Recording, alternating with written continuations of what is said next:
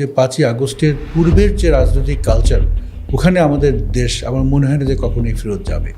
রাজনীতির মঞ্চে সবাই অভিনেতা হন না, কেউ কেউ হন চিত্রনাট্যকার। ডক্টর জিয়াউদ্দিন হায়দার ছিলেন সেই বিরল প্রতিভাদের একজন। তিনি কেবল বিএনপির একজন কর্মী ছিলেন না, তিনি ছিলেন দলীয় হাইকমান্ডের একজন বিশ্বস্ত সেনাপতি। দেশনেত্রী খালেদা জিয়ার কাছে ডক্টর হায়দার ছিলেন এক আস্থার প্রতীক।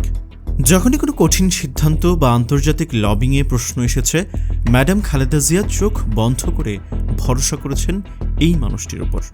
তাদের সম্পর্ক ছিল কেবল নেতা আর কর্মী নয়, বরং এক সুগভীর রাজনৈতিক বিশ্বাসের। লন্ডন থেকে যখন তারেক রহমান দলের পুনর্গঠনের ডাক দিলেন, তখন তার সেই ডিজিটাল ভিশনকে বাস্তবে রূপ দেওয়ার প্রধান কারিগর ছিলেন ডক্টর জিয়াউদ্দিন হায়দার। তারেক জিয়ার আধুনিক চিন্তাধারা আর জিয়াউদ্দিন হায়দারের তীক্ষ্ণ মেধা, এই দুই মিলে তৈরি হয়েছিল বিএনপির এক অজেয় শক্তির বলয়।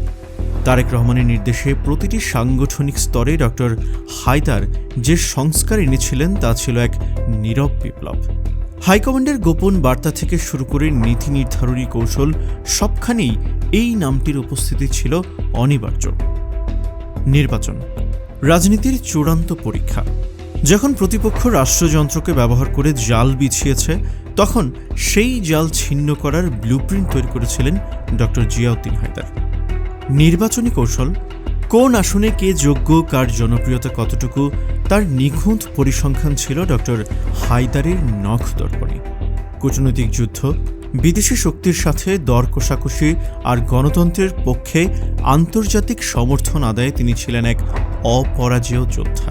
সংকটকালীন নেতৃত্ব, নির্বাচনের উত্তাল দিনগুলোতে যখন হুলিয়ার গ্রেপ্তারের ভয় চারদিকে, তখনও আড়াল থেকে তিনি সুতো টেনেছেন দলের প্রতিটি মুভমেন্টের। তিনি ছিলেন সেই ছায়ামানব যাকে দেখা যেত না ঠিকই, কিন্তু যার প্রতিটি চালে কেঁপে উঠত প্রতিপক্ষের দুর্গ। ডক্টর জিয়াউদ্দিন হায়দার, একটি নাম, একটি ইতিহাস। ক্ষমতার মোহ তাকে স্পর্শ করেনি, বরং আদর্শের মশাল তিনি বয়ে নিয়ে গেছেন অদম্য সাহসে। তার ত্যাগ আর দলের প্রতি আনুগত্য তাকে এক অনন্য উচ্চতায় নিয়ে গেছে। হে অদম্য কৌশলী, আপনার প্রজ্ঞা আর সাহসিকতাই আজকের এই সংকটকালে বিএনপির বড় শক্তি। আপনার মেধা কেবল দলকে নয়, পুরো জাতিকে সমৃদ্ধ করেছে। ডক্টর জিয়াউদ্দিন হায়দার, আপনি কেবল একজন নেতা নন, আপনি একজন পথ প্রদর্শক, একজন বীর এবং আগামীর বাংলাদেশের এক অবিচ্ছেদ্য অংশ। আপনার এই বীরত্ব গাঁথা সময়ের ললাটে চিরকাল ভাস্বর হয়ে থাকবে।